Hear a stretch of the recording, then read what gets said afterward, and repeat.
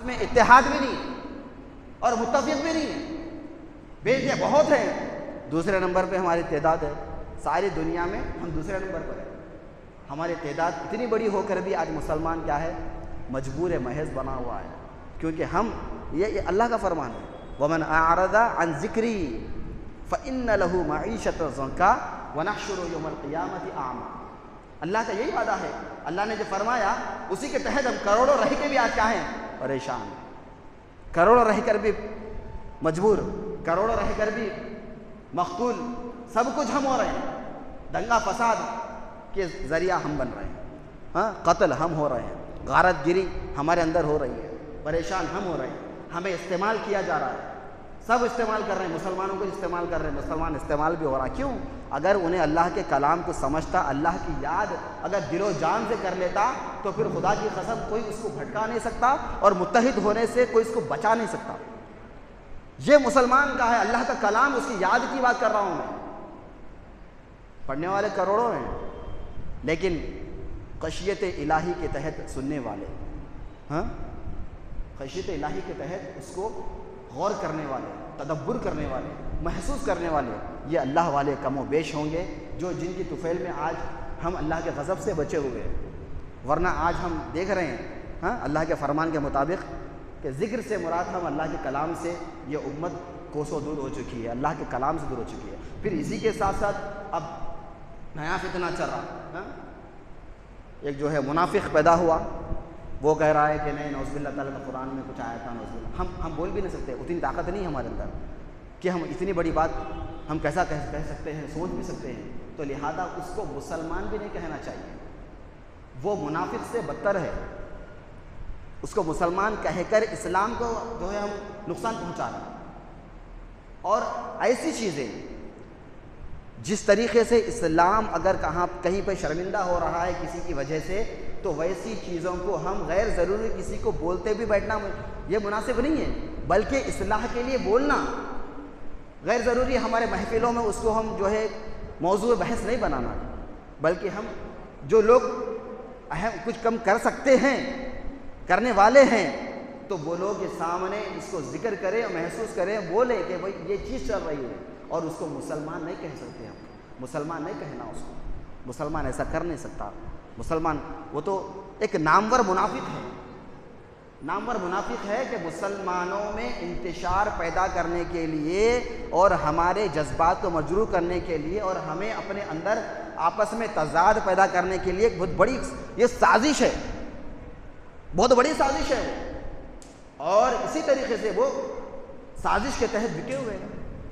آج کیا کیا نہیں ہو رہا، ہاں مسلمان کا لباس پہن کے کون کون نہیں پھر رہے، سب پہن رہے، کرتا پائجامہ بھی غیر مسلم پہن رہے، برقعے بھی غیر مسلم عورتیں پہن رہی، کئی ایسے واقعات ہیں آپ جانتے ہیں، کون استعمال نہیں کر رہا؟ تو ہمارے اندر بگاڑ پیدا کرنے، ہمارے اندر فساد پیدا کرنے کے کئی سازشیں برابر چل رہی ہے، روز ازل سے چل رہی ہے، ابھی بھی چلیں گی اور ہمیشہ چلتی رہیں گی یہ چیزیں، لیکن مسلمان کو سمجھنے کی ضرورت ہے، متحد ہونے کی ضرورت ہے، اللہ کے کلام کو سمجھنے کی ضرورت ہے، اللہ کے ذکر سے اپنے دل کو جو ہے منور کرنے کی ضرورت ہے، سیرت مصطفیٰ سے اپنے سینے کو جو ہے مجلہ کرنے کی ضرورت ہے۔ لیکن ہم یہ دونوں کو چھوڑ کے ہم بس ایک دنیا کو دیکھ کے، اس کے زیبائش آرائش کو دیکھ کے جو ہے اس کو آئیڈیل بنا لیتے پھر رہے ہیں۔ آئیڈیل کون ہے ہمارے؟ اسوہ حسنہ کس میں ہے؟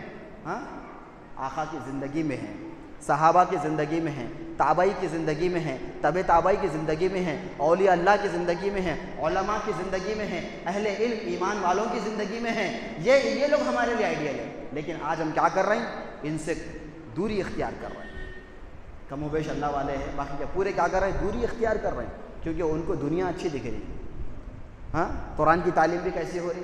اللہ کی یاد ہے نا، اللہ کا ذکر ہے قرآن، تو ذکر کیسا ہو رہا؟ ذکر میں سب بڑے بھی جو ہے ذکر سے غافل ہے، ہاں اس کے بعد وہ کچھ ٹائم رہتا وہ بچہ تھوڑی عمر میں پڑھ لیتا، ہاں ایک عمر رہتی اس کی 10-12 سال تک پڑھ لیتا، اس کے بعد قرآن کھلی تو کھلتی، نہیں تو نہیں کھلتی۔ اللہ کا ایسی یاد ہے اللہ، تو میں بتانا چاہتا ہوں کہ عادت ہونا چاہیے، جس طریقے سے خلفاء کی زندگی اٹھا کر دیکھے ہم، ہاں عمر فاروق خلیفہ دوم رضی اللہ عنہ کیا کیا کرتے تھے؟ ان کی زندگی سارے صحابہ کا یہ معمول تھا، صبح ہوتی تو پہلے اللہ کا کلام تلاوت کرتے، رات ہوتی تو پھر اللہ کا کلام تلاوت فرماتے۔ تو یہ چیزیں ہیں، لیکن آج ہم کیا کر رہے ہیں؟ قرآن کھلتے ہی ہمیں پہاڑ نظر آتا ہے، ایک آیت پڑھتے ہی ہمیں وہ بہت بڑا وزن پہاڑ نظر آتا ہے، تکلیف ہوتی ہے، جیسا قرآن کھولتے ہی وقت رک جاتا ہے۔ اس طریقے سے آج ہمارے بچوں کا یہ حال ہے، تو بچوں کو سمجھانے کی ضرورت ہے کہ بیٹے قرآن ہے، 10 سے 15 منٹ اگر تم پڑھ لیتے بیٹھے تو کون سا بڑا مشکل ہوا، وقت ہو رہا نہیں، وقت 15 منٹ پڑھنے کے لیے بھی کیا بول رہے ہیں؟ نہیں، ٹائم نہیں مل رہا، بہت ہے کرنے کا۔ یہ کیسا جملہ ہے؟ میں پوچھنا چاہتا ہوں، اہل علم میں بیٹھے ہوئے ہوں گے، ہاں سب سن رہے ہوں گے، یہ جملہ کیسا ہے؟ اللہ فرما رہا وَمَنْ أَعْرَضَ عَنْ ذِكْرِي، جو میرے ذکر سے روگردانی کرے، منہ پھیرے، ہاں اس کی زندگی تنگ کر دوں گا، قیامت میں اندھا اٹھاؤں گا۔ وہی بندہ کہہ رہا ہے کہ نہیں وقت نہیں مل رہا، تو یہ کیا مطلب ہے وقت نہیں مل رہے کا؟ سمجھ میں نہیں آیا۔ ہاں مصیبت آتی ہے وقت مل رہا، پریشانیاں آ گئے وقت مل رہا، ہاں کہیں جانا ہے وقت مل رہا، کہیں پھرنا ہے وقت مل رہا، کچھ کرنا ہے وقت مل رہا، ہاں اپنے مفاد میں ساری چیزیں ہیں وقت مل رہا، لیکن وہی بچہ بول رہا وقت نہیں مل رہا، تو بڑے کیا کر رہے ہیں؟ خاموش کیوں بیٹھے تھے؟ ہاں بولیے آپ، بہت افسوس کی بات ہے۔ لہٰذا شرمندگی کے معاملات چل رہے ہیں، لیکن اللہ کا کلام بار بار کہہ رہا ہے کہ میرے ذکر سے غافل مت بولو، میرے ذکر سے غافل مت بولو، مجھے مت بھولو، مجھے یاد کرو۔ اگر تم مجھے یاد کریں گے تو تمہارے دلوں کو چین ملے گا، مجھے یاد کریں گے تمہارے قلب کو سکون ملے گا۔ نزول کا سکینہ کا نزول کا سبب ہے قرآن، اللہ کی یاد، سیرت مصطفیٰ، صحابہ کی زندگی، اللہ کا کلام، یہ ساری چیزیں ہیں جو ہمارے دلوں کو چین دینے والا ہے، ہمارے مصیبتوں میں کام آنے والا ہے۔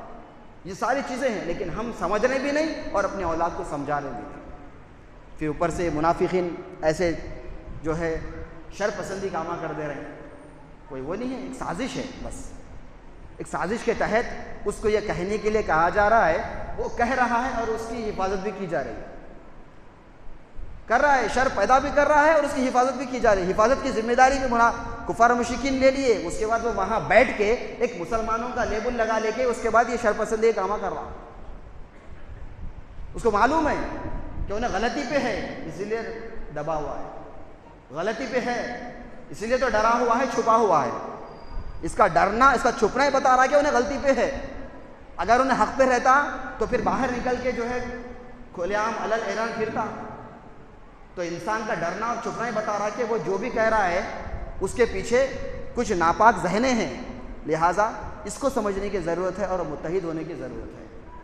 کہنے کے لیے بہت ہے، لیکن ہمیں اللہ کے ذکر میں رہنا چاہیے اور اپنے بچوں کی تربیت کرنا چاہیے اور منافقوں کے شر کو سمجھنا چاہیے اور مسجدوں کا آباد کرتے ہوئے